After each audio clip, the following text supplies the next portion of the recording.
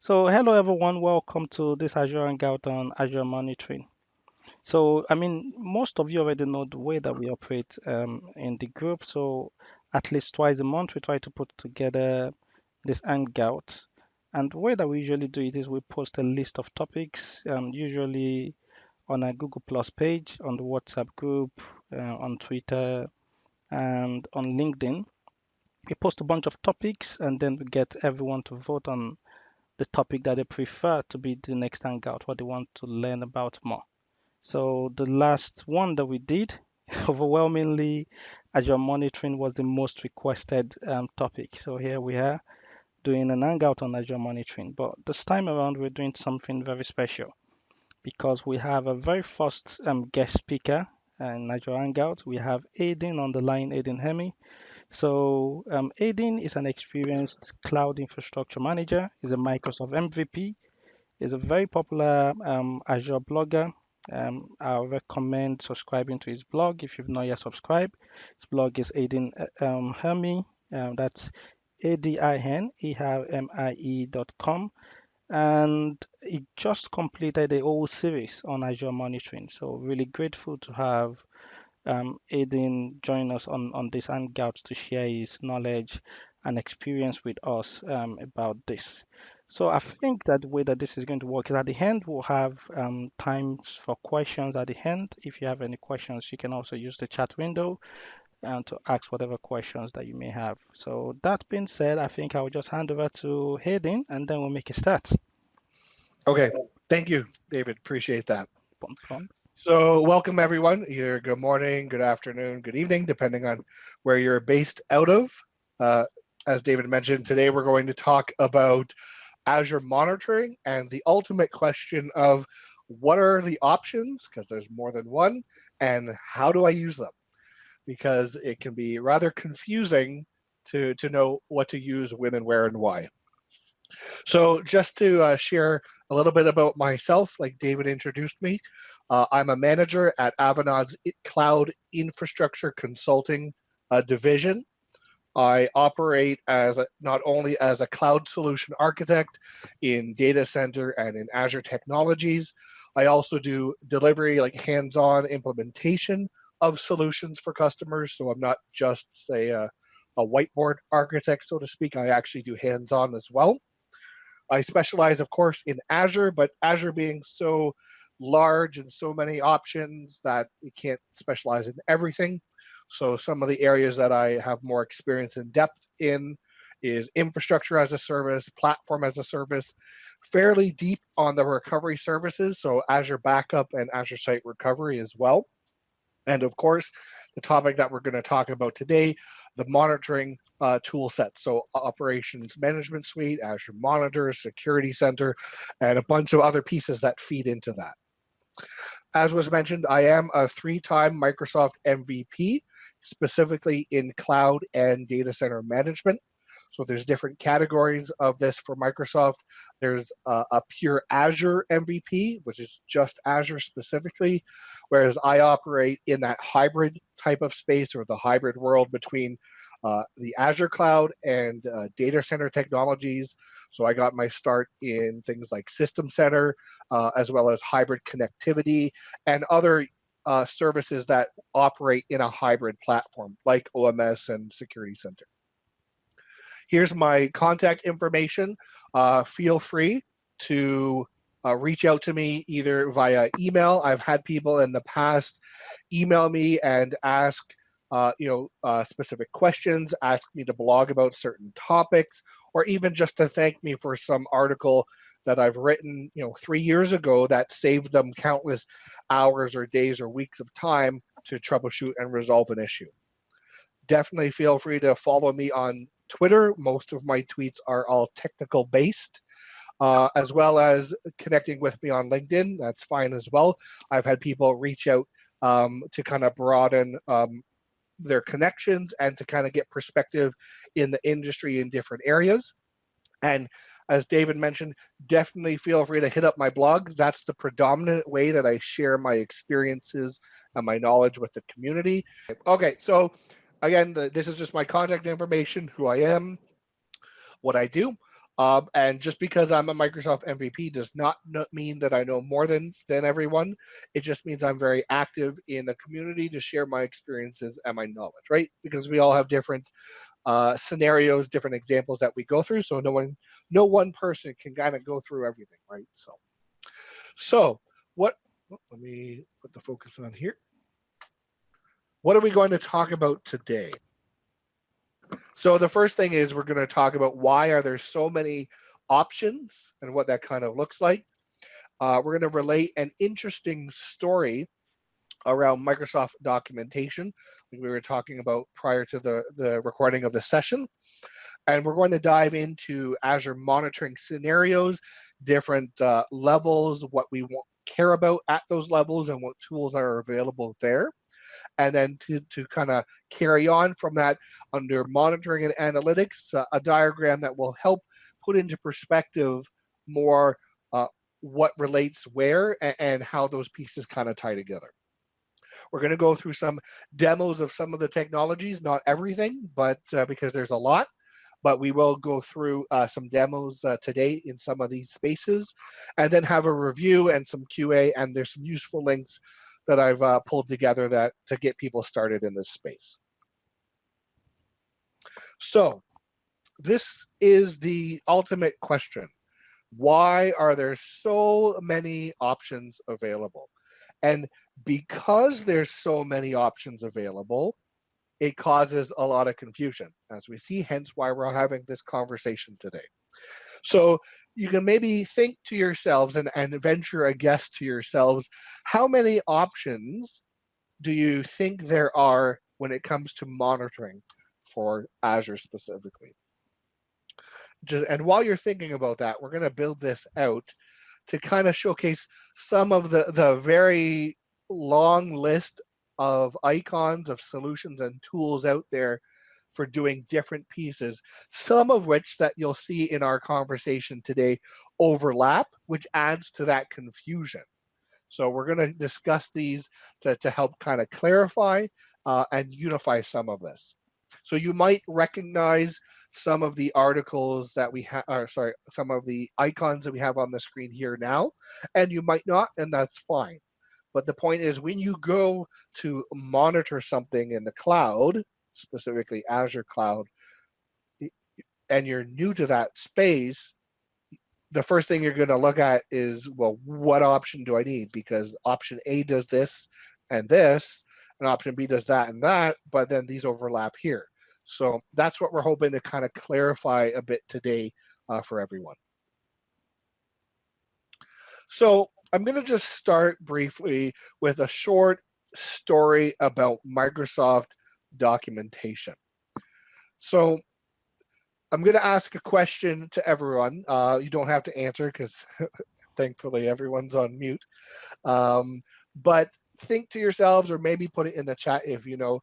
The question is, how many people recognize or know the article that this diagram that's on the screen now, where this diagram is from? So just think about that for a second. So this specific image on the screen, a big giant hint, is from the Microsoft article, the first link that we have on the screen. This is the Microsoft's monitoring overview article. And while I was at the MVP Summit this year back in March, it was interesting. During lunch, I was having a conversation with a Microsoft employee. We're just sitting at a table talking, and he related something interesting to me. He was the individual that wrote this specific article that has this diagram in it. And he went on to tell me a story how either like himself or someone on his team had found a blog article that tried to explain and cover all of the Azure monitoring tools. And that article was shared internally in this Microsoft team. And what happened is Microsoft looks at this and they say, well, this other person is trying to clarify this for other people, trying to explain this to other people, and we're Microsoft and it's our stuff.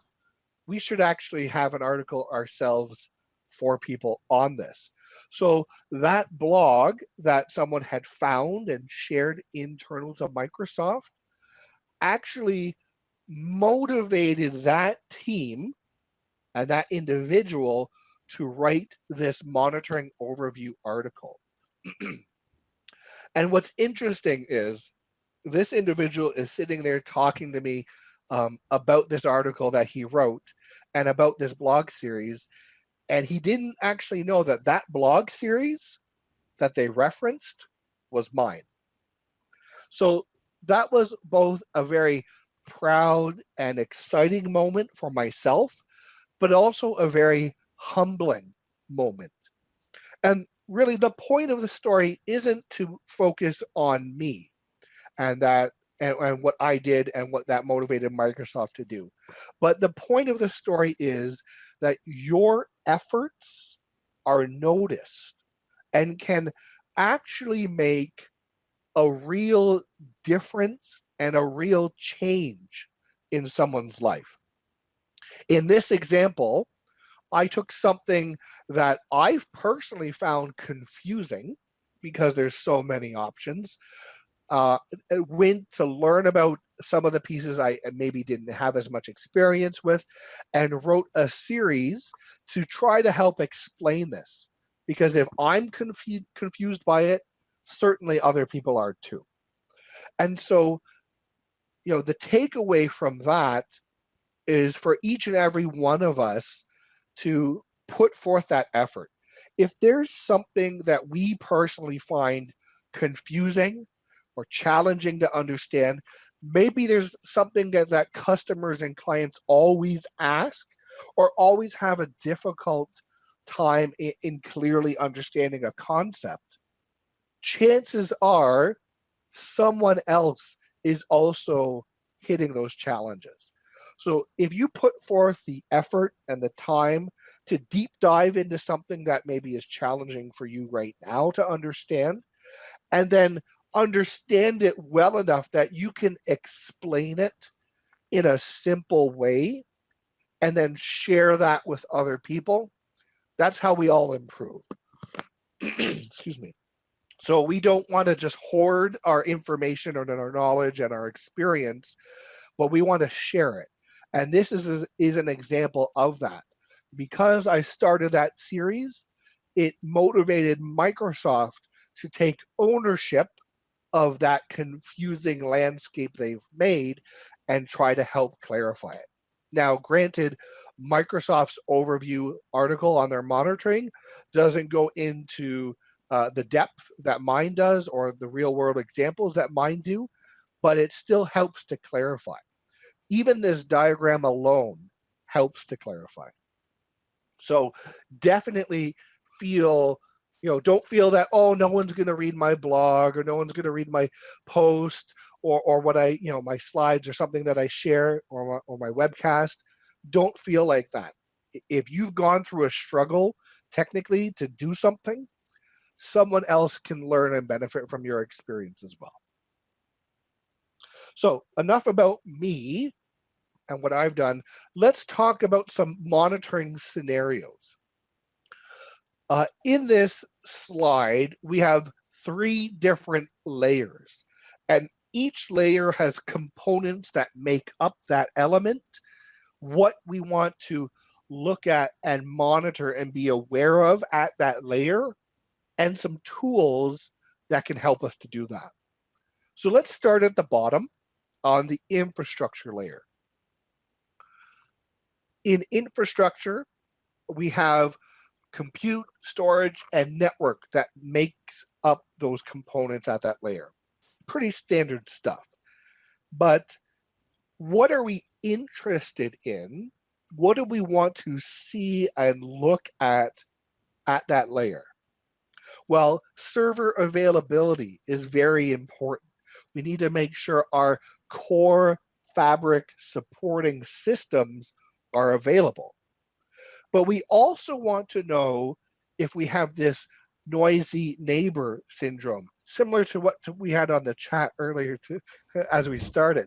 But if we are in an MSP, CSP type of environment, or we are providing hosting, whether that's to external clients and customers, or even internal to our own organization and business units and divisions, we want to know if there's one system that's kind of going off the rails, going haywire, uh, and we don't want it to have a bad negative effect on other systems around it. So we need to understand what's going on. Coupled with that, we have networking performance. So can we handle spikes in the load? Are we bumping up against our threshold limits? Again, that ties into noisy neighbor, but even in general, because we need to be able to project and say, well, we're kind of increasing in our usage. We want to be able to expand and grow our capacity proactively versus waiting until we cap it at 100% and then customers maybe complain about performance degradation. And the same thing ties into our core system metrics, monitoring CPU, memory, disk, those standard type of metrics. We want to know and project, are we utilizing too much? Do we need to order more equipment now so we can expand that with that need and that growth? Or are we over provisioned or under provisioned? So some tools that we have to work at that infrastructure layer are log analytics. And just to have a kind of side caveat around log analytics, if you're familiar with Azure, log analytics has like 2 or 3 different names, and that also adds confusion in the marketplace. So originally, we refer to Operations Management Suite, or OMS for short. Log analytics is just another name for OMS. And you might see other brandings around like Azure Log Analytics or some variation of that. That still all is OMS. It's just a rebrand or rename. So with log analytics, we can collect diagnostic data from our infrastructure, our performance metrics in there to diagnose issues for patterns and trending and alerting when things spike above a certain threshold. Now, another very useful tool at this layer is Service Map. And if you're not familiar with Service Map, it's a solution inside OMS that effectively builds a topology diagram. Think of it like a live Visio diagram where it can map the different servers and systems, but not only just the system, but the processes and services that are running on that system, how many systems are connecting into that, how many exit points is it going out to, ports, protocols, lots of different pieces pulled together. It's a very powerful solution to help in identifying where the trouble issue is. So if you have 2 systems, server A and server B, and there's some issue between them, Service Map can show you, is there a problem, say, on the server, or is there a problem with the connection between that server? And so moving down to the last item in the bottom right, NPM stands for Network Performance Monitoring. So this is also a solution inside OMS that allows us to go down to the networking layer. So from Service Map on the infrastructure side down to the networking, we can see server A and server B and the connection between them, but not just a straight connection, but all the different hops between those 2 nodes. And it can show the latency between each of those hops. So we can monitor network latency, lost packets, other elements like that, even things around like express route connections. So that helps us all at the infrastructure layer. But let's move up one more level to the services. So services are what sit obviously on top of our infrastructure. Things like our databases with SQL or HD Insight for analytics. We have things like around containers and service fabric for more modern and modular application patterns. We have serverless technology under Azure Functions. And then we have standard web technology like IIS. So at the services layer, what are we interested in? What is it that we want to monitor and look at? Well, we definitely want to look at resource availability. What if someone has deployed a SQL server in a virtual machine and they did not configure the memory constraint on SQL Server itself? And so now SQL is trying to use 100% of the memory available on that system. That's going to cause a problem for the infrastructure layer below, but the issue is actually with SQL itself.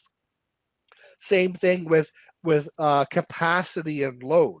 If things are configured well, but we see it's growing in usage, we can use that to be proactive instead of reactive to increase the number of CPU cores or increase the amount of RAM or change from standard drives to SSDs and so forth.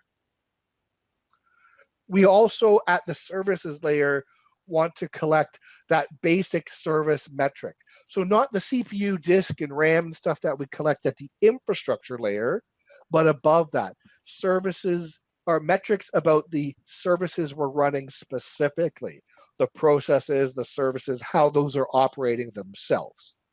With that, it ties into our usage, right? If we're spiking, if it's a sustained spike, is it a pattern? Do we have to increase resources? Or even usages to say, are we over provisioned and we can decrease the size of things to save some money? All of this data feeds together so that we can utilize it to query to allow us to more effectively troubleshoot. So what tools do we have in this space? Well, the first one listed is Application Insights. And this is actually a very powerful and useful tool.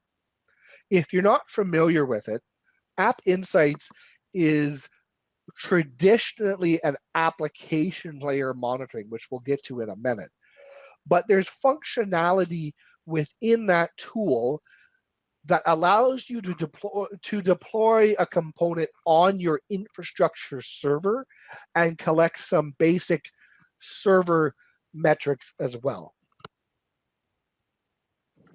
Now, if you're familiar with System Center Operations Manager, or SCOM for short, App Insights actually comes from SCOM's APM technology, Application Performance Monitoring technology. So this is just run in the cloud and obviously further enhanced. Now, we also have log analytics at this services layer for our diagnostics as well, because log analytics, aside from collecting performance information from the infrastructure layer, can also collect logs and other bits of data from the services layer. So if we have a custom application that we've built for our organization, we can tell it to write logs to like the application event log or security event logs, or even custom logs completely to a custom directory. And log analytics can ingest that data, extrapolate properties and values and fields, and then we can use that to further diagnose what issues may be occurring in the environment. Now let's move up one more layer to the applications. So applications sit at the top, right?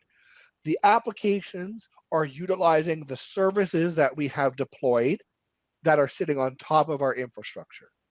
So at the application layer, we have components like traditional web applications, app services, it could be mobile services, APIs, lots of different pieces that our applications can be made up of or can utilize.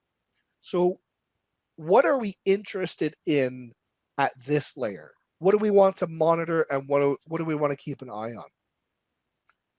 Well, definitely availability and app health. We need to ensure that our application itself is operating correctly. There might be an issue, but is it at the application layer itself, or is it with a service underneath, or the supporting infrastructure at the bottom? Tied very closely to that is end user experience, user insights, and KPIs. Because we may write an app, a site, or some widget, some component, but if a user isn't really using it, or it's causing errors or issues, they're going to not use it. And then all that work and effort is really for nothing. So what is the end user experience with our application? And of course, pretty much at every layer, we want to collect performance and diagnostics for that specific layer. Again, we want to know if our application is running slow, is it something in the application code or at the services or infrastructure layer? But with App Insights, specifically for app monitoring, we get a lot more deep, or a lot deeper. With App Insights, we can hook into our actual code of our application, and it can tell us, hey, your app is running slow because it's calling this SQL query, and this is the exact query and how long it's taking to return, and feed that back to the development team to allow them to refactor or improve the way the query was designed. So you get a lot of good insights from App Insights against the application layer. So that's just even natively out of the box. It can hook in. You can take it even one step further and build into your application code custom events, custom metrics, custom triggers that can be then surfaced and fed through application insights further. So it's a very powerful and very useful tool. So now we're going to take all these pieces and look at it in a different way. We're going to try to have a better visualization on where everything sits. And hopefully this will clarify it for a lot of people. So in this diagram, we have that breakdown in a little bit more visual way to help us piece it together. In the top left, we have application insights, obviously for application monitoring, though it does do some infrastructure monitoring, but that's not its main purpose. On the infra side, we have a wealth of other tools to help us do deeper infrastructure monitoring. So we already talked about log analytics and service map and network monitoring. We have other solutions for service fabric and container monitoring, because that's a new technology and a new way to architect and run our applications. Two other ones that we're going to cover in our demonstration shortly are like the analytics and assessments and security center. So first of all, we have listed SQL analytics here. And in OMS, there are 3 assessment type or analytic type solutions available today out of the box. And those are for Active Directory, SQL Server, and System Center Operations Manager. And what these 3 solutions do is provide you kind of like a health check assessment against those key critical technologies. Is AD replication working right? Our backup set? What is your performance and availability configuration on SQL? And gives you an assessment kind of score around that. It's really powerful to help us understand maybe there's something we forgot or missed that we want to address.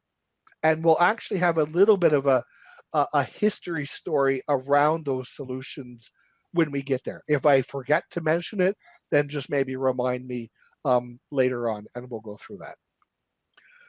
Now, with Security Center, we might not traditionally think of Security Center as a monitoring tool that we're used to. But as we'll see, a lot of these tools will feed in and out of each other and share similar functionality and components. And so from a security standpoint, you still want to monitor issues with accounts, brute force attacks, threat analysis, and that's where Security Center will come into play, which we'll also show in our demonstration. Moving down to the middle layer on core monitoring, we see these types of things kind of span across not just application and not just infrastructure. So Azure Monitor on the left is the general place where a lot of the monitoring elements all kind of converge and come together, which we'll touch on a little bit later near the end in our review. Now, with Azure Advisor, if you're familiar with this service in Azure, you might not think about it as a monitoring solution. But Azure Advisor feeds out of Security Center, but also gives us advice, hence the name, on configuring high availability for our environment. It gives us recommendations on performance against systems, as well as ways that we can have cost savings by possibly reducing the size of virtual machines. So it's still monitored like in reading and analyzing information about the environment and giving suggestions for refinement, change, or improvement. With Service Health, this is a service that Microsoft has to tell us as consumers of Azure what the environment, what's going on in the environment from a Microsoft standpoint. So if someone were to report that a server is having an issue in Azure, as the help desk or as the analyst or the person responsible to investigate, we can first stop at Service Health to see if Microsoft is reporting any issues with the fabric itself. Maybe there's a notice that says, hey, we are experiencing an issue with the underlying storage in this specific region. Your resources might be affected.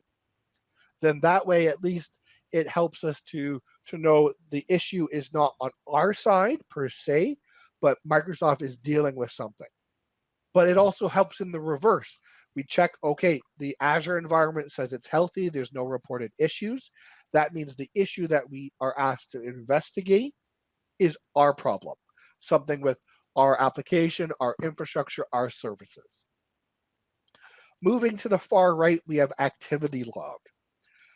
With Activity Log, if you're familiar with this, again, you might not think of this as a monitoring tool, but Activity Log is the audit trail for everything that happens in Azure.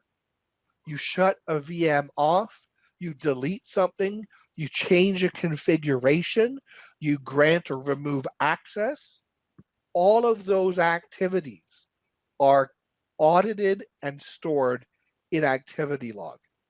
So from a monitoring perspective, if someone were to delete or shut down a system that they're not supposed to, we can use Activity Log coupled with Azure Alerts and trigger a notification that something we've specified not to happen has happened.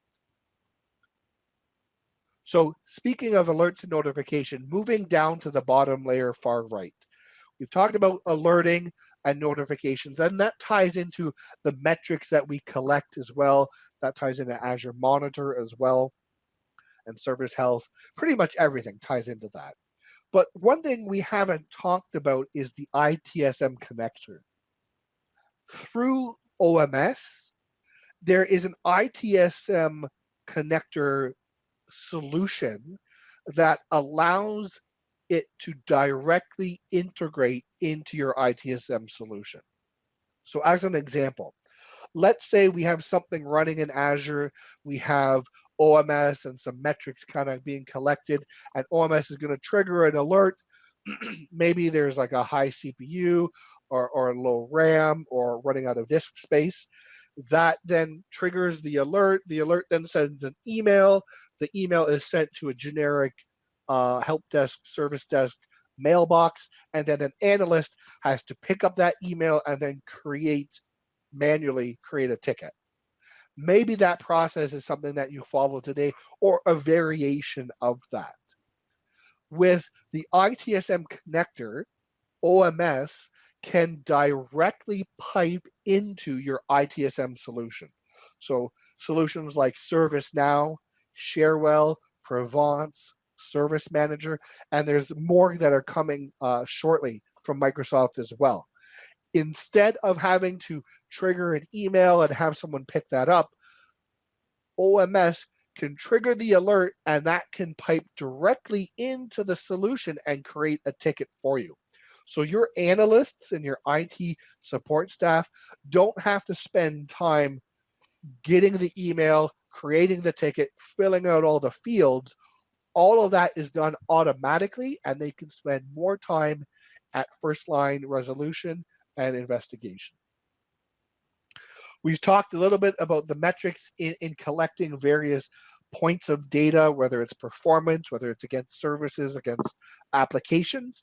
We get other metrics that are exposed in Azure, things like through ExpressRoute with the number of connections and how much that pipe is being utilized. But then shifting to the far left, we have dashboards.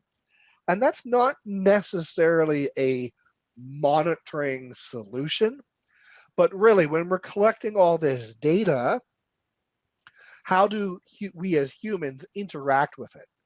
Aside from getting maybe a million alerts if something goes down, dashboards help to summarize and roll up that information.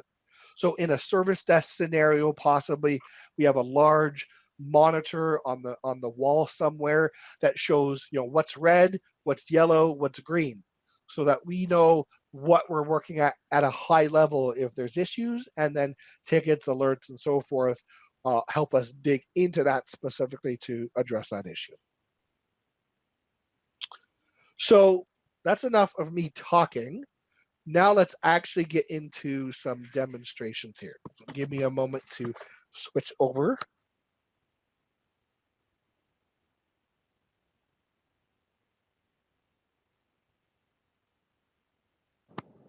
So this is the Azure Portal, if you're not familiar with it. And we see here, if we actually go to the default dashboard, it looks like this. There's really nothing there. It shows the resources, and that's kind of about it. We have a link for help, and we have the link for service health, and that's it. But as you see on my own dashboard, I've pinned certain things, certain diagrams and dashboards and charts and so forth, and links and shortcuts that I want to see, so that the moment I log into the portal, I can take a quick look and I can see, okay, across my 2 Azure subscriptions here, am I getting too close to my cap? And my website's running, my blog's running in this subscription. So if I hit the cap, my blog goes down until everything rolls over at the end of the month. Or if I'm doing some labbing, is it spiking? I got to shut stuff down, and so forth. At the bottom, I've got examples for my blog on number of requests, availability, the performance of that, as well as stuff coming off of the server. So you can customize a dashboard to exactly what you want to see and how you want to see it.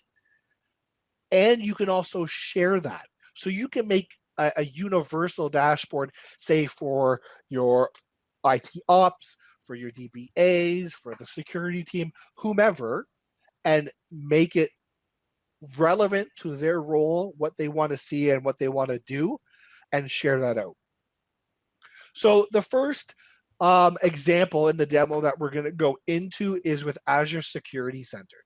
So I have it pinned over here on the left, but if you don't have that pinned there as a favorite, then if you go to all services and type security, right, we have Security Center here. So I have it open on this other tab. So remember, Security Center is where all of the security-based type of monitoring stuff seems to be headed. And we're going to touch on that a little bit later too. So in it, we've got policies, we've got information around the different stacks on security assessments, so compute, network storage, and application layer. We've got things about brute force attacks, and if they're successful or not, what resources are being attacked. So even if we look at the security policy for one of my subscriptions,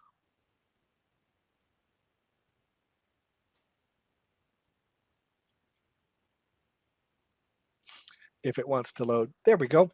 So here's the default set of recommendations or things that Security Center is going to assess and alert you on, like endpoint protection. So that's antivirus, missing updates, which we'll cover in the OMS space as well.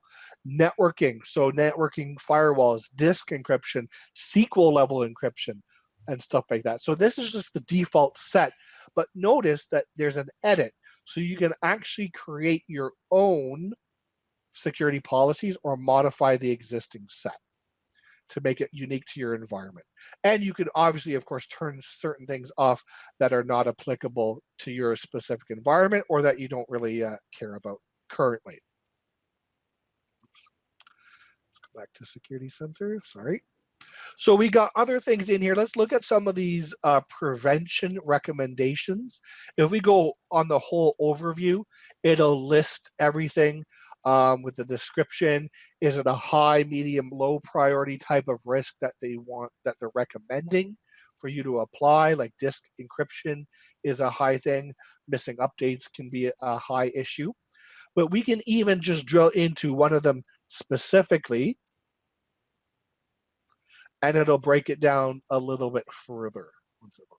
So again, 2 out of 8 systems are not scanning, or there's some missing scan data, so they haven't been scanned recently. Maybe I had them shut off, or the agent is having an issue. Security configurations, vulnerability assessments, disk encryption, and so forth. So we've got things based on VMs running in Azure, but also on-prem. Security Center works in a hybrid mode as well. So you can, as you see here, here's my desktop, classically named ERMI desktop.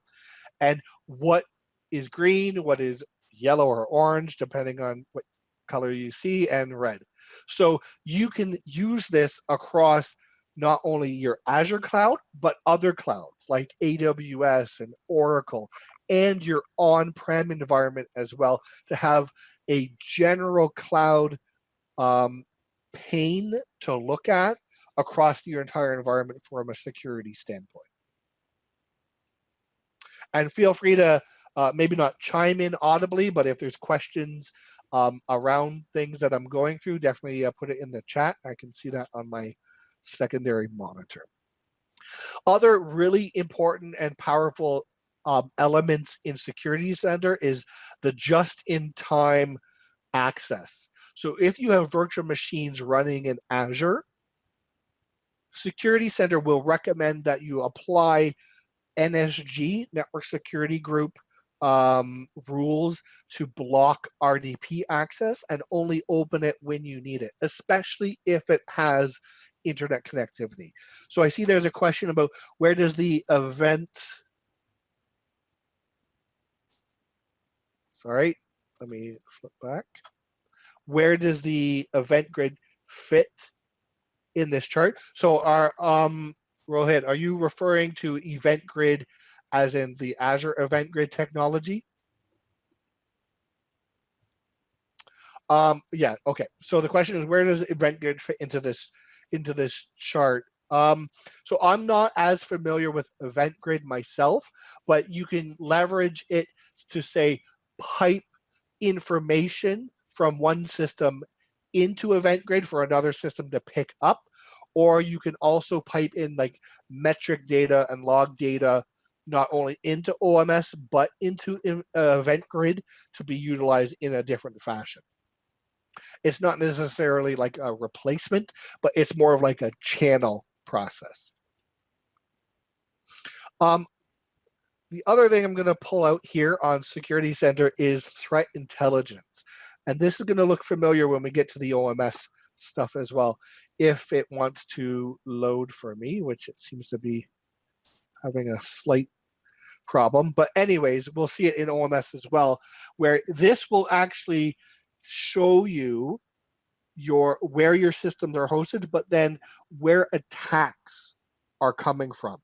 So from what country, from what IP, and this will give us more intelligence around that. What's interesting about threat intelligence is it's the data set it's feeding from is not only the Microsoft cybersecurity team, but also from third-party security specialists all over the world to help identify things like the dark web, botnets, and things like this that can affect other people's systems and help feed into that. So it's not just Microsoft-only analysis and data, but from third parties all over the world that feed into this behind the scenes, this intelligent graph to give you some insights on threats. The next thing we're going to look into is the application insights, which is, again, more specifically around applications, hence the name, but can do some server level base monitoring or metrics off of that. So here we have an example. Here's the App Insights running off of my personal blog. We see server response times, page load times, server requests, and if there's anything failed. We also see what's the response performance. So maybe there's something that is taking a long time to load. Maybe it's one or two specific pages.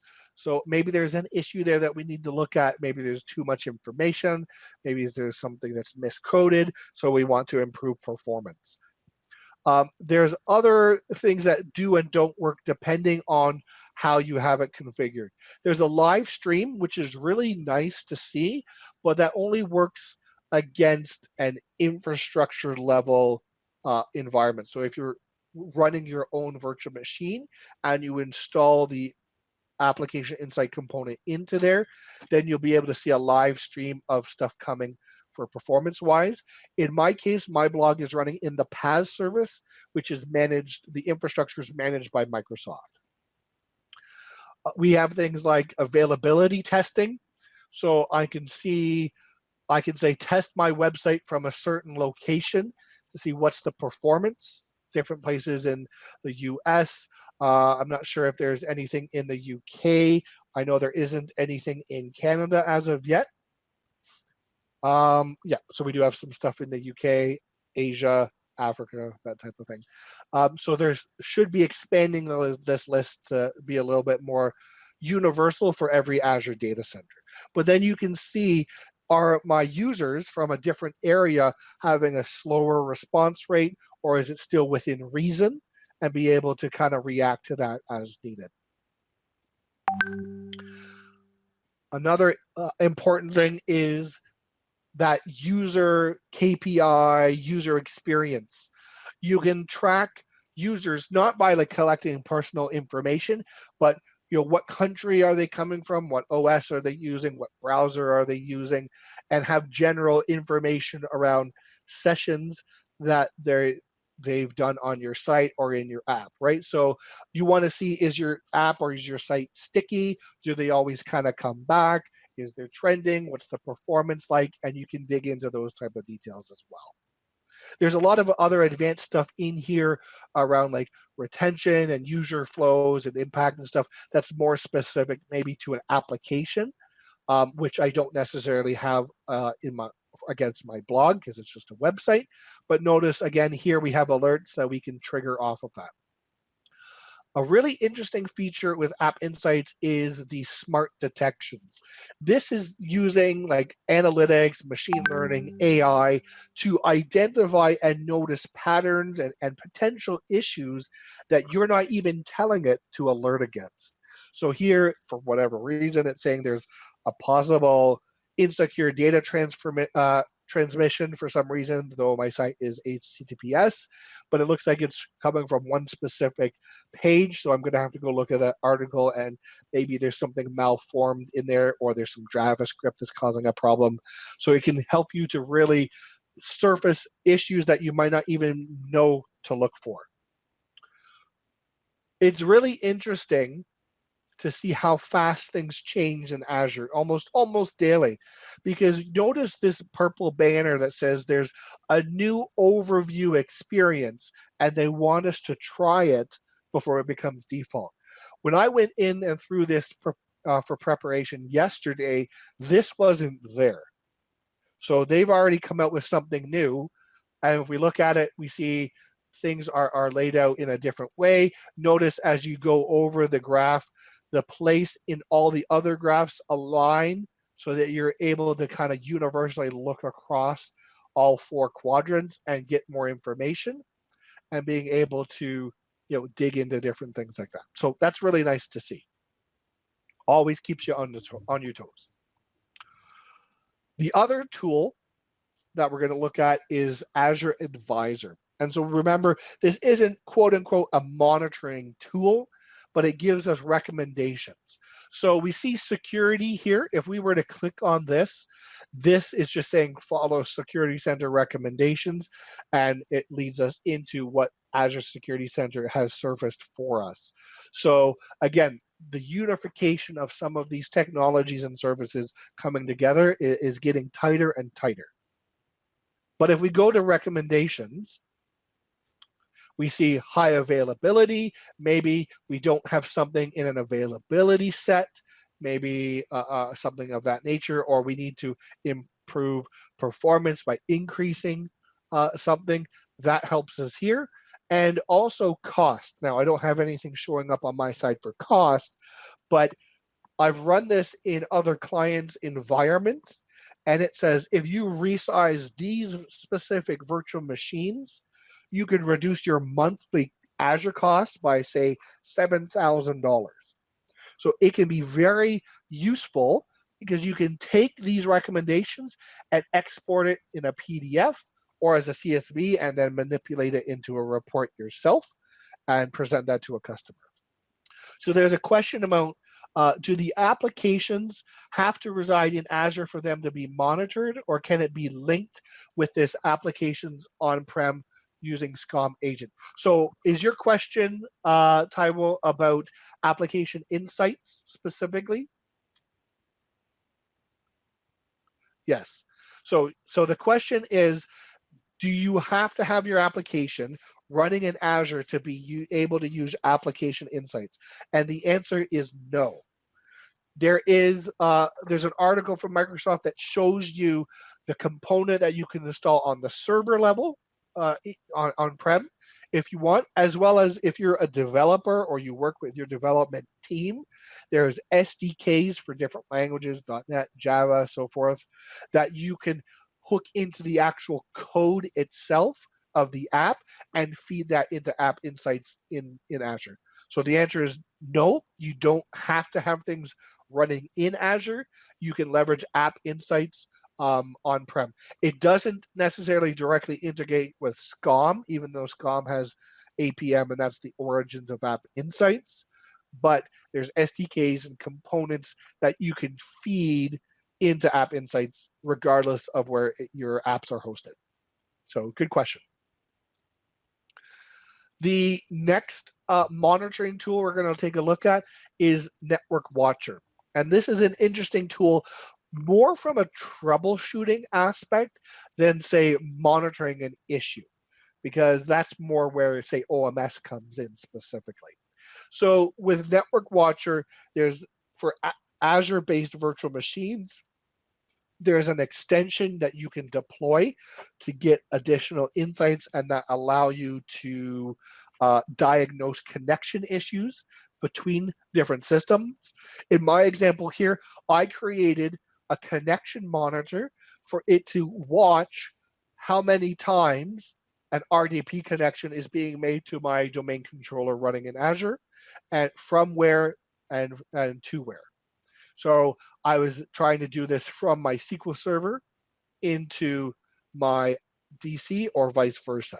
So we can kind of see how many times it happens. If there's a spike in that regards, that might lead us to investigate potential brute force attacks if we're not using Azure Security Center to identify that. But this is a really powerful tool in building a topology of our Azure environment from a networking aspect. So if I were to pick my resource group and my one virtual network that has a few things in it, it takes a minute to load, but here it builds out, here's my VNet, here's my subnets, the NICs that are attached to virtual machines and IPs, public IPs that those have within my environment. And you can download this topology. So think of that in relation to, say, making a documentation of a current state of an environment. You can leverage this as that kind of diagram instead of having to do it yourself in Visio. It also helps in identifying security rules that are maybe blocking communication. I've got to select my system in here first. So again, from a troubleshooting aspect, I select my virtual machine and which NIC I'm trying to look against. You could have multiple NICs, so you can get, this one doesn't have a lot of information because I just have one rule in the NSG, but you can effectively see what's there by default and what's applied. So if we were going to go into Security Center and apply just-in-time VM access to the domain controller, and it gives us, these are the recommended RDP type ports that you want to block by default. You can add more, you can remove them if you don't want, and you can have a default time of how long at most do you want to allow someone to have access when you open up that port temporarily. So if I hit save here,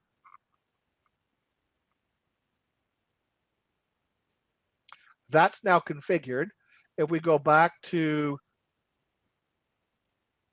the network watcher and we refresh this view and we go back to our DC, hopefully it's quick. And of course, because I said hopefully it's quick, it's going to be slow. Okay, it hasn't done it yet.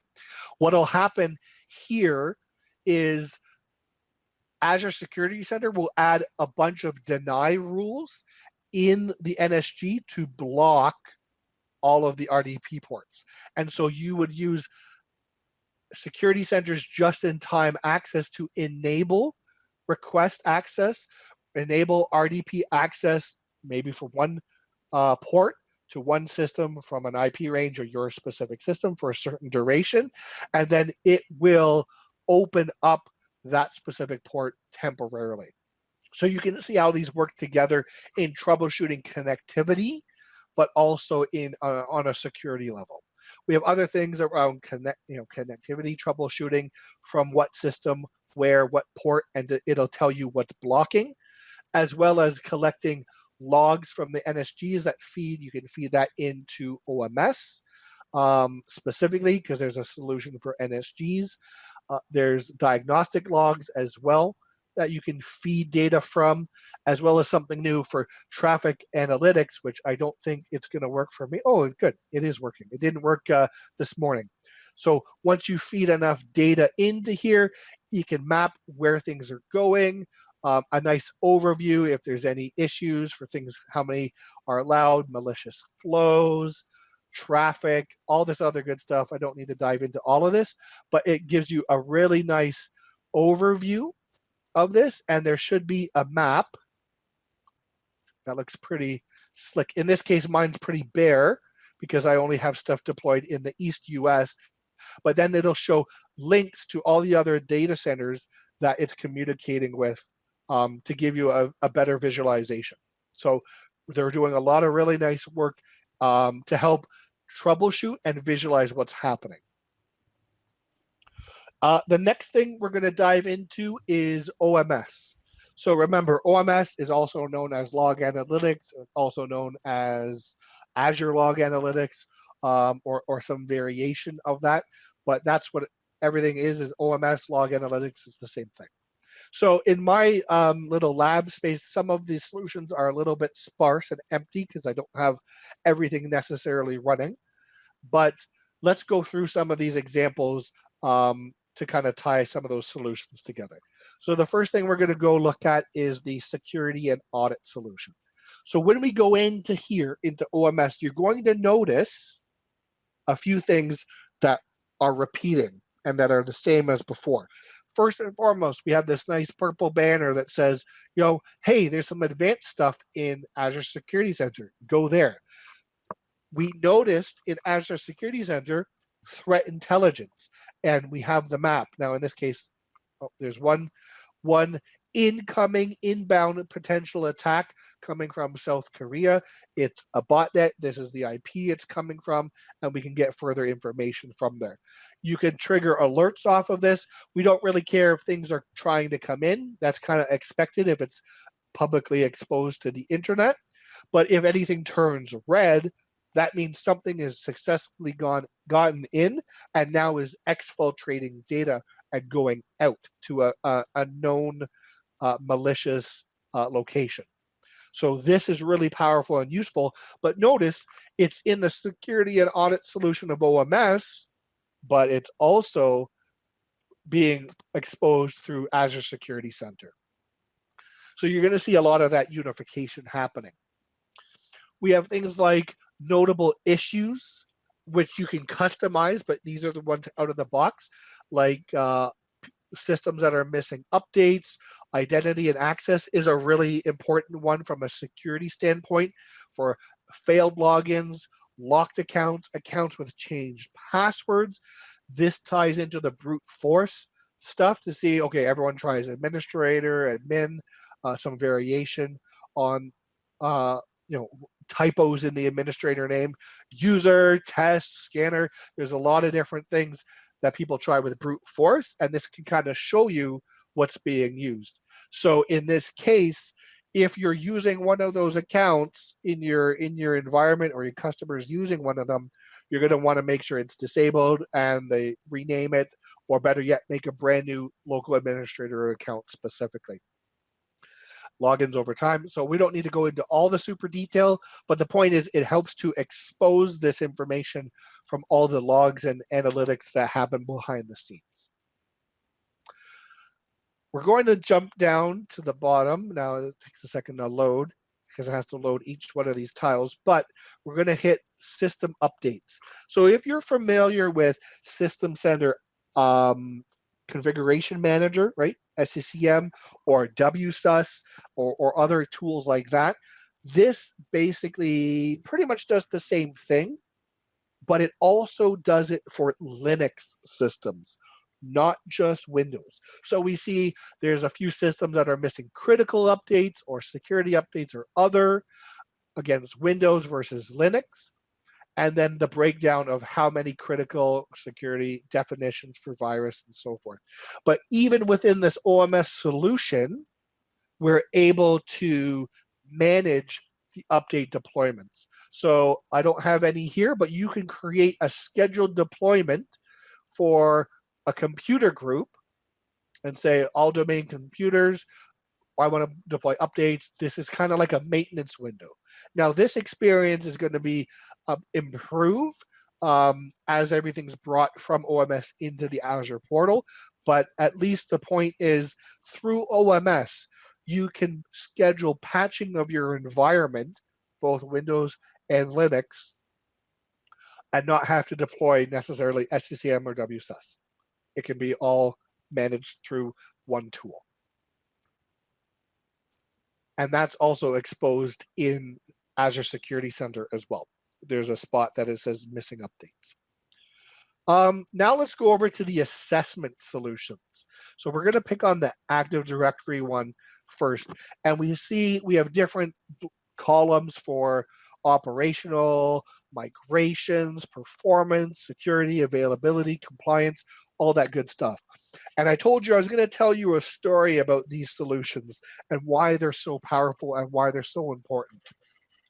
These specific assessment solutions, now we see some of them are at 100%, some of them are not.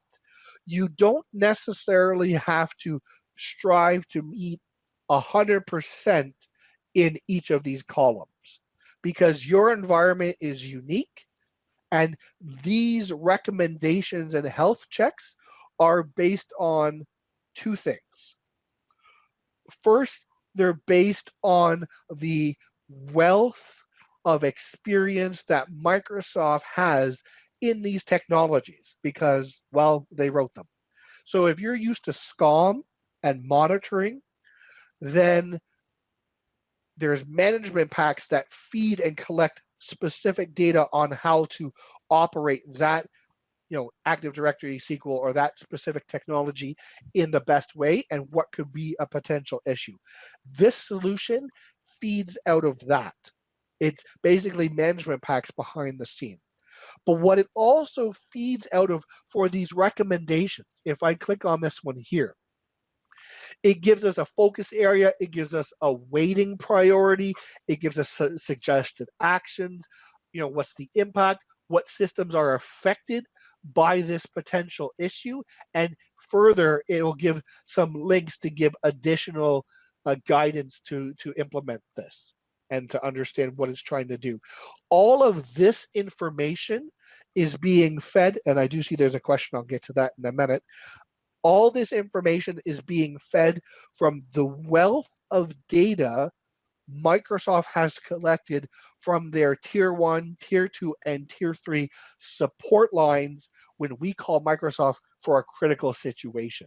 So when we call Microsoft support for some horrible thing that's happened in Active Directory, and they have certain tools and they mess with the registry and they tweak comm services and all this other good stuff.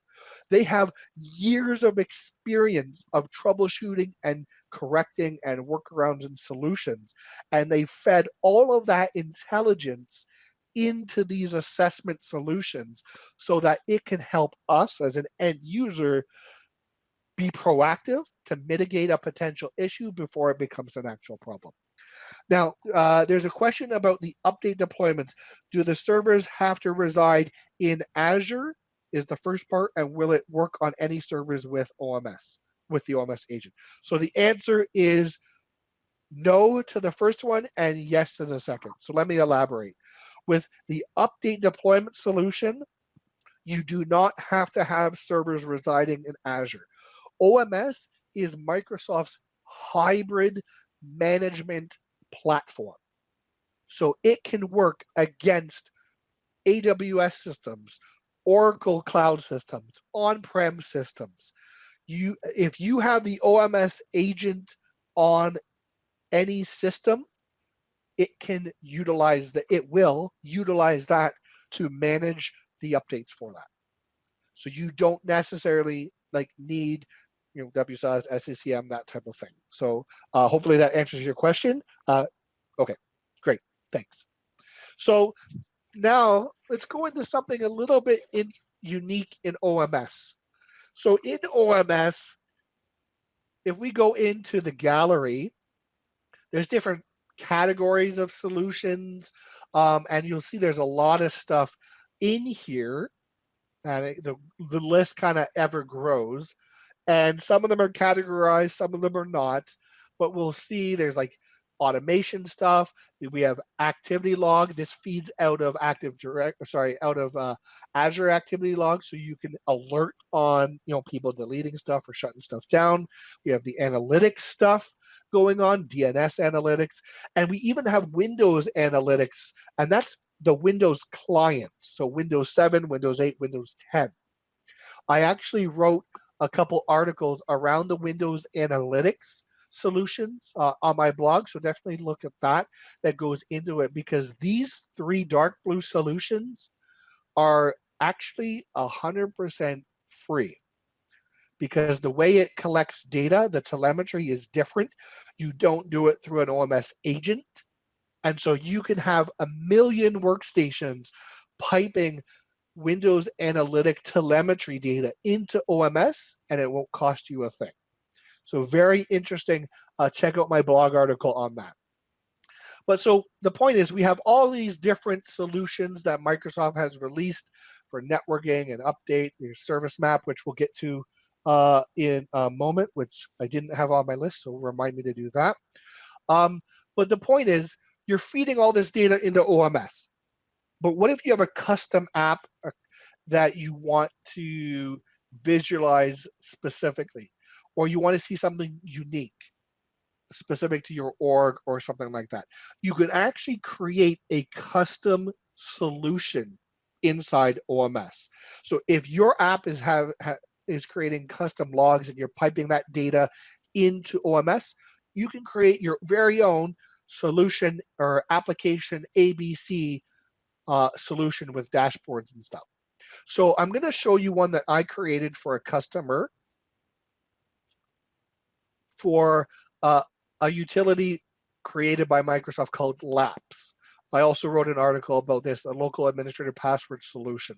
So this is very simple, but basically the LAPS tool manages localized accounts, non-domain local admin accounts. And so it writes those events to the security logs or ingesting that already into OMS. And so I made a little solution to show me the number of resets by account type, like is it machine, because it's automated through GPO every X number of days, or did a human being trigger that? If a human being triggered it, who did it, and how many resets did that person trigger? And then also account by how many specific computers in the environment as well. So something very simple, but you can go in here, you can choose different visualizations, you set your query stuff, which is why you want to get hands-on with the query language, colorization, all this kind of good stuff here, and make it exactly what you want. You can save it, you can export it and share it into another OMS workspace. You can publish it online for other people to use if it's generic. I've published this and one other solution I made on GitHub as well, so that other people can use that. So the point is, you don't have to use something out of the box. You need to collect the data, but you can make your own thing. The last or second to last thing I wanted to show is change tracking, because this really helps in troubleshooting, right? When someone says, oh, something broke, and then, help desk IT says, what did you do? What did you change? And what is the answer always? Nothing. Well, that's always the answer. I didn't change anything.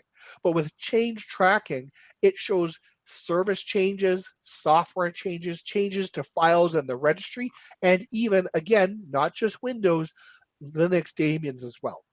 So we can go in here and say, oh, there is a service change in the environment, something stopped, something started. It'll bring us into the log search here specifically to pull it up. Can view it as a table if we want. And something was removed, something was modified, and you can drill in to the details. Okay, this was stopped. Previously, it was set to auto. That type of thing. So it gets into the weeds a little bit, but it helps definitely in the troubleshooting to say, hey, something broke. What did you change? Nothing. Actually, no, you did change something. Right? It helps us to pinpoint exactly what happened so we can resolve the issue. Now, before I move on, I want to make sure I cover the service map, because that's a really important solution that we did talk about. So I wanted to give you a visualization of this. So in here, you have to select which system you want to visualize. You can select more than one and have groups. So if I click on my SQL Server, here we go. We can expand it out. We see there's 10 clients, connecting to it and this other client is connecting to this agent, we can expand this out to see, okay, it's like terminal services, remote protocol, SQL services that are running, whole bunch of different stuff. We notice it's red because it's missing updates. There's some security stuff we see on the side, but then also what's coming in, what's going out. So we see it's connecting over the SMB protocol. It's connecting to some like web element through port 443, LDAP for AD, and see it's connecting to these other systems as well. So you can even pivot and click on another system, and the details that are shown on the right will pivot with that as well. So I'm going to click back on my SQL server. We have a summary of what's going on with connections, a summary of alerts that have been triggered against this specific system, changes that have happened, and also security issues and updates that are missing and so forth. Gives us a really nice quick look view. And if something were to go wrong in communications, one of these connection lines, whichever it may be, will actually turn red, and it'll say failed connections, and it'll be red, so it'll stand out where the problem is. We can pivot on being able to collect properties of the system. So this is, what its IP, what's the OS, what's the agent version that we have running on it. Oops. Again, alerts, which I don't have anything. Service desk tickets, again, with that ITSM integration that are linked to this specific object. We have performance right here, network memory, CPU, processes that are running, and those utilizations there. And then again, security stuff, failed account logins, updates again specific against this system that it's missing. And then you can drill in to get more details, and then log search will bring you to the search space for additional details. So one other thing I wanted to quickly cover is with the log search space. So you got to get familiar with this space. It's where you get all the details. This one's having a bit of a probably because I don't have enough data. There we go. And this is kind of like the default space, but there's something new called Advanced Analytics. And if you click on that, it'll bring you to this Azure Log Analytics or Advanced Analytics portal, which is slightly different. So I'm using their demo data because I don't have a lot in my lab to show, but it's really interesting that there's different elements for data volumes, example queries, solution-based queries, and other stuff that they kind of get you started on. And when you run it, you can render it in different chart styles, and gives you lots of stuff to work with. But what's really powerful about this is, aside from OMS and you have these properties here, you can kind of add different elements that you want to see to be able to filter by. In the Advanced Analytics portal, it gives you a more deeper breakdown. That's a bad example. If we go to updates, maybe. A bigger, a more detailed, granular breakdown of the log or that type of data and the sub components that you can filter on. So we have required updates. You can filter on computer. Is this a string field? Is it a time stamp? And so forth. So this gives you that whole kind of schema breakdown for what's sitting inside the tables of data, and can help you more effectively find what property, what field you want to filter on when building your own custom queries. So with that wraps up the demos. So let me just flip back here and go on a quick review.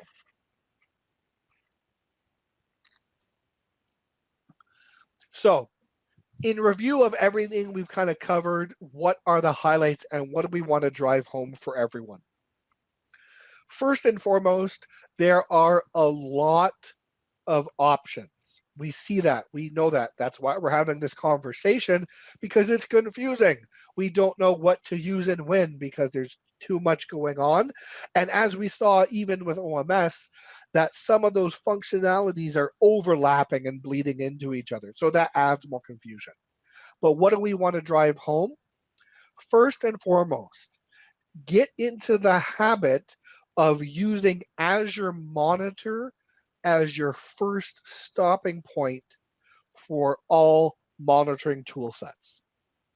We didn't really dive into that. We can maybe do that after if we have a little bit more time if you want to see it.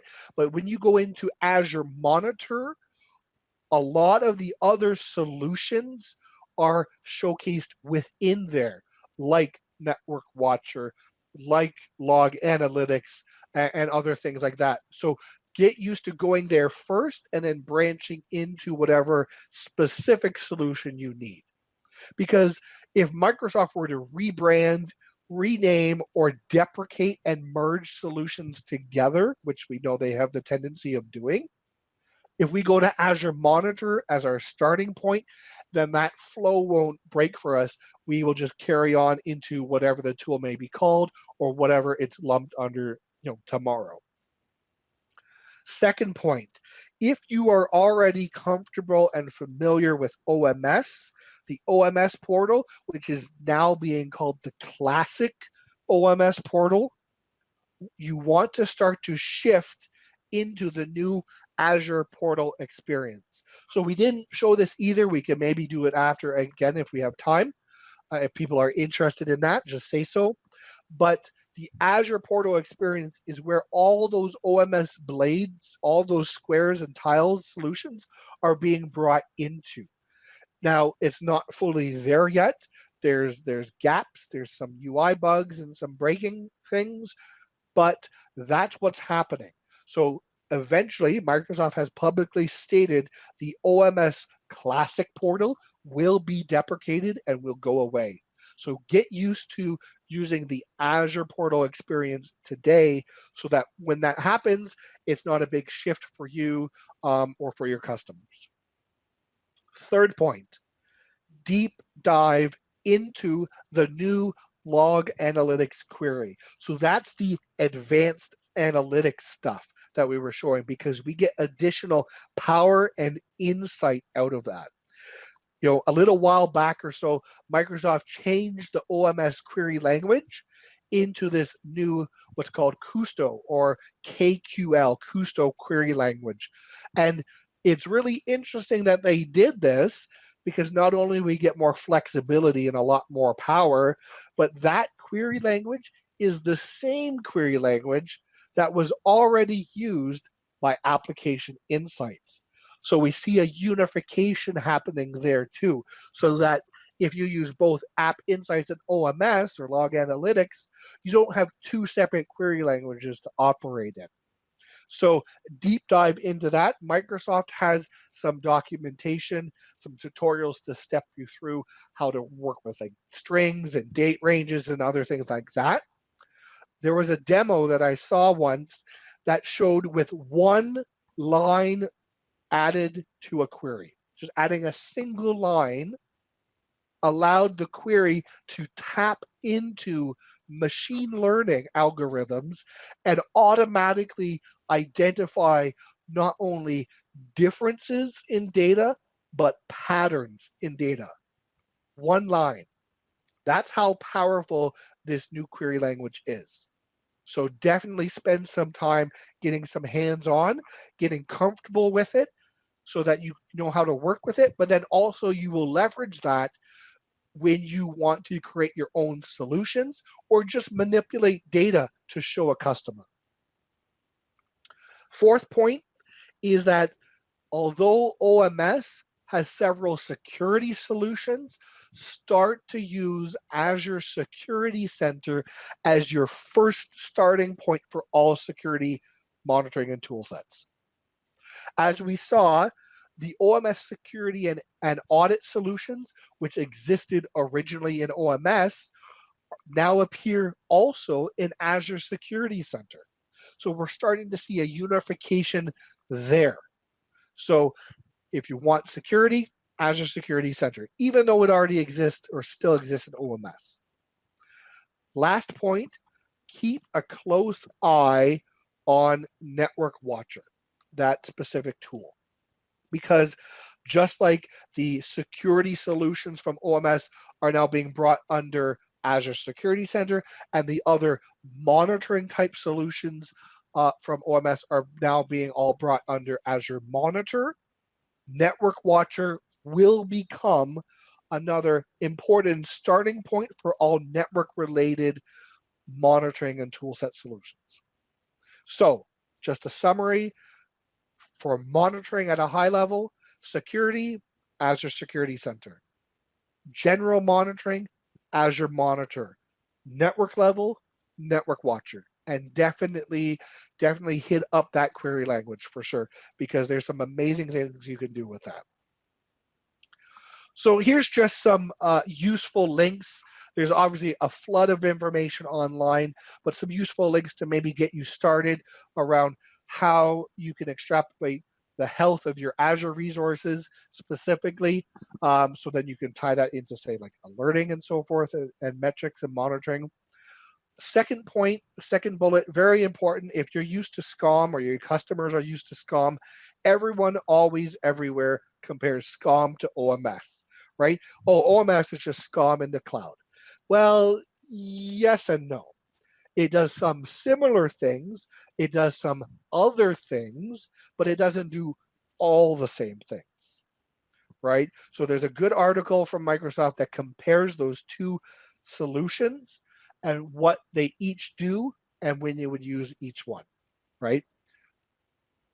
Azure Monitor, right, has high host level monitoring out of the metrics. So in the case of my example for my blog that's running in web apps in a PaaS service, I don't have the ability to install an agent on the host level, but through Azure Monitor, Azure Metrics, I can pipe in and really get reports and data out of the host level too, to see if that's affecting my apps on a for PaaS related stuff.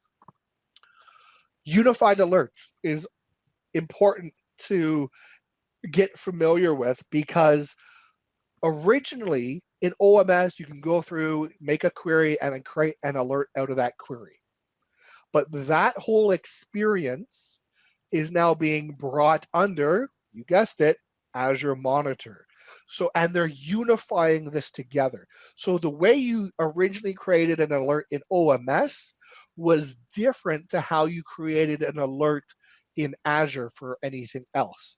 So they're unifying this together, so you have one place under Azure Alerts to be able to manage alerts for Azure resources and OMS specific or log analytics specific alerts as well. So definitely get used to that change and that combination happening. And finally, we have near real-time metric alerts from the Azure platform itself. So this is something that's been worked on, because there's a challenge. Sometimes OMS has a bit of a lag or delay in ingestion of logs and data. So if something's happening, you don't want to wait 5, 10, 15 minutes before an alert gets triggered that something's going on. You need to know right away. So they're doing some work again with the whole unification of OMS into the Azure platform itself, and then giving near real time, I think it's as low as 10 seconds for alerting out of metrics that are piped from the Azure fabric. And with that, that kind of wraps it up for me.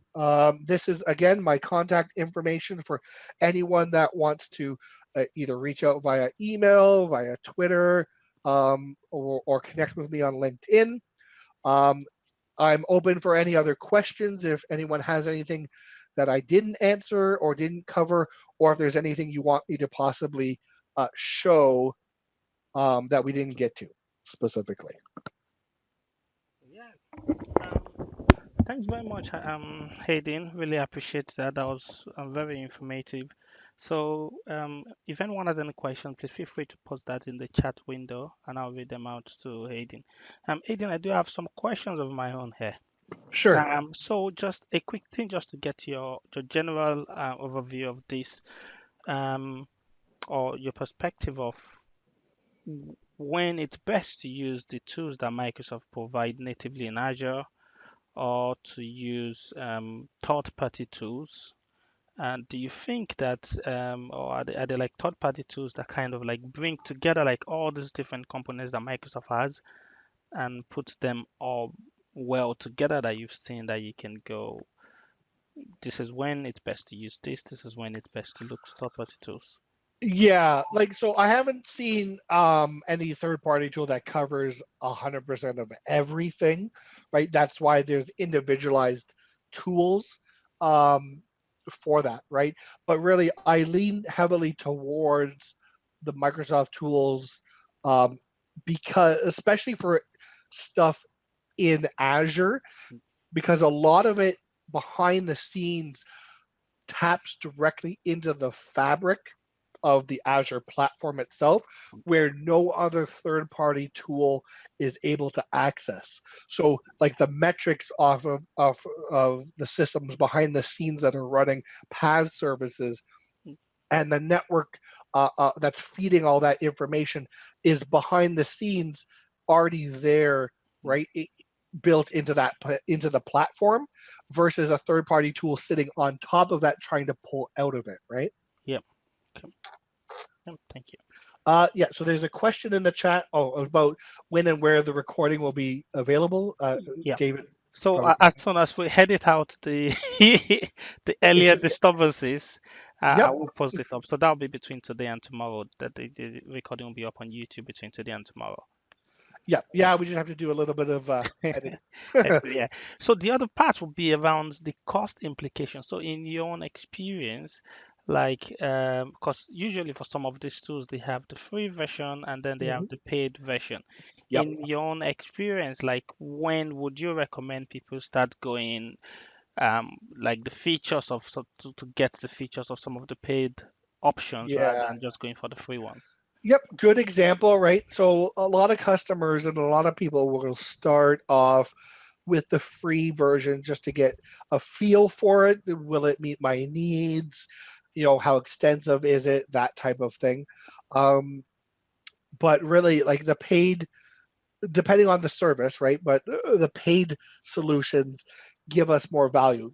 A good example is Azure Security Center. So there's a free version, but to get that just in time access to protect our systems from brute force attacks, Mm, that's part of the paid version, mm, right? yep. So it depends on, is there a feature that's critically important or of immense value Mm, for your organization, that it's worth paying that cost to say, yep, you know what, this is going to protect us, say, from a brute force attack. Because if we get attacked and breached, then that's not good for publicity, right? yeah. Same thing for OMS. They've recently changed the pricing model. It used to be free per gigabyte and then per node, but they've changed it now to more subscription based, where it's like per alert, but it depends on the type of alert. I'd have to look it up. I think they have a chart to explain this pricing change that's coming into effect, I believe, later this year. Yeah. Um, but the other example with OMS Mm, is under the free level, you can only keep data for 7 days. mm, So if you need to keep it longer for like auditing and compliance, especially like around security stuff, um, then traditionally it's like 30 days, but you can go as high as 2 years of data retention. But you have to factor into that cost the storage amount, right? mm, mm. Yep. Because logs and stuff grow over time, right? Yeah. Maybe not exponent, not a lot, but you still have to factor that into the cost as well. Mm, yeah. Thanks very much.